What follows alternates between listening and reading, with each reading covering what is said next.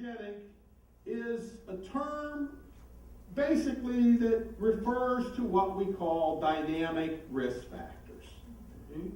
Attitudes, friends, substance abuse, lack of empathy, impulsive behavior. They are criminogenic for two reasons. One, they're related to risk, and two, we can change them. These are non-criminogenic. Anxiety, low self-esteem, creative ability, medical needs, physical conditioning. Why are they non-criminogenic? Because they don't have much to do with criminal conduct. Okay? Everybody should have health care. Everybody should feel good about themselves and express themselves. It just won't reduce recidivism very much. Now, physical conditioning has always been my favorite. Okay? You know, that's the boot camp model. Get them in really good shape. I've never understood that theory. Okay? I actually think we ought to have couch potato programs. I remember interviewed a young man in a boot camp, and I asked him, what have you gotten out of the program? And he leaned in my face and said, I'm in the best physical condition of my life, sir. I thought, great, now he could run me down and kick my ass even quicker. I got this years ago. It's called the Christopher Columbus style of program design. When he set out, he didn't know where he was going. When he got there, he didn't know where he was. And when he got back, he didn't know where he'd been. He came 4 times. He did it with state money. So these are not criminogenic needs. Okay? I think I gave you an article on Quackery. This is correctional quackery. Got to be careful about this. And California has a little tendency here. All right? You get a little quackery stuff. I've seen quite a few out here. So here's some things I've seen, by the way. Offenders lack creativity theory.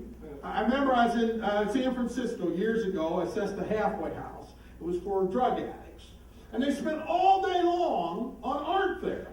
Right, doing sculptures and paintings. And I remember saying to the program director, why do you spend all your time on art? And she says, it reduces stress. I said, you're right. You must have the most relaxed drug addicts in the state of California. The problem was that's one little tiny trigger among a whole broad set of risk factors. What are they supposed to do when somebody approaches them with drugs? Wait a minute, I got to draw your picture. Here's another. This was in San Diego. Offenders need to change their diet theory. You know, that's just too much red meat. This is a mental health program in Ohio. They just want them to be happy. This is actually my favorite. Male offenders need to get in touch with their feminine side theory. This was a halfway house in New Jersey. I wish I'd have got a picture. I didn't get it before we had the phones, you know. And here's the theory: is the reason us men are aggressive brutes is we're just not in touch with our feminine side. So they dressed them up as women. They had to go to group in drag. Right? So if you are ever mugged in New Jersey by an ugly guy in a dress. Now, I want you to know I don't make this stuff up. Here are some examples. Dance program gets juveniles moving on the right track. I'll read you what they say. They're in a small, secure, concrete area. Young male offenders dance their way toward a new outlook on life. And the good news is they're dancing to rappers like Tupac, 50 Cent, and R. Kelly. So they got role models there cooking as well. Here's one. Running teaches inmates the value of success. I thought we didn't want them to run. Yeah. Drum circles. I love drum circles, all right? They were trying to sell this to the Georgia Department of Corrections. I'll read you what it says. She introduced the first drum circle in a New Zealand prison. She describes it as, wow, that's the data they have right there. Wow. The staff was amazed because most clients continue drumming for 2 hours without stopping to smoke. It doubles as a smoke cessation. 2 birds with 1 stone. Man sentenced, probation, and yoga. That was for beating his wife. And gardening conquers all. This is good. You can cut your jail recidivism rates by half, 50%, mind you. And I got a call recently from somebody. They said, we're going to do gardens for our inmates. What do you think we'll get? I said, vegetables. And I like this with dog sledding. There's restorative justice. And I like what they said here. Exercising wilderness skills was seen as a way of rebuilding the perpetrator's self-esteem. Got to make him feel better about himself.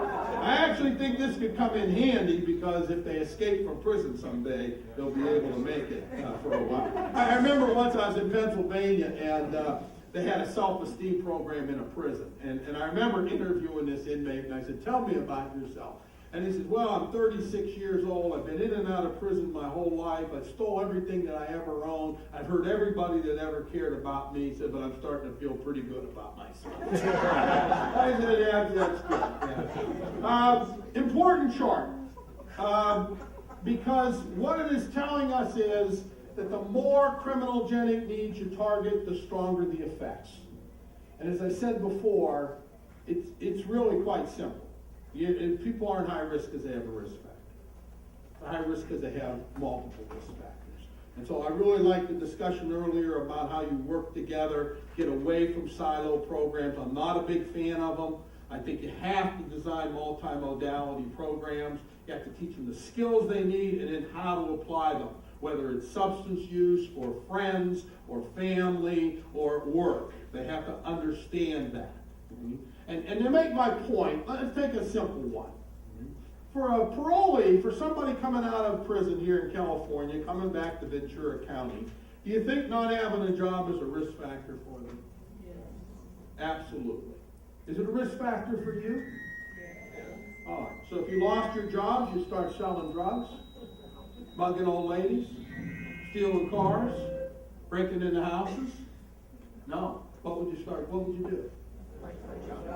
Go find another job. Being unemployed isn't that big of a risk factor for most of us for criminal behavior. But if you said to me, I'm not working for $10 an hour. I'm not into that 9 to 5 thing. I got somebody taking care of me. I'm doing okay. My friends are doing all right. They're not working. Now being unemployed is a big risk factor because you have those antisocial attributes and you got 40 hours a week to get into trouble. But just being unemployed doesn't make you a high-risk offender. So we have to understand the context of risk. Usually, with higher-risk people, they're hitting on a lot of targets.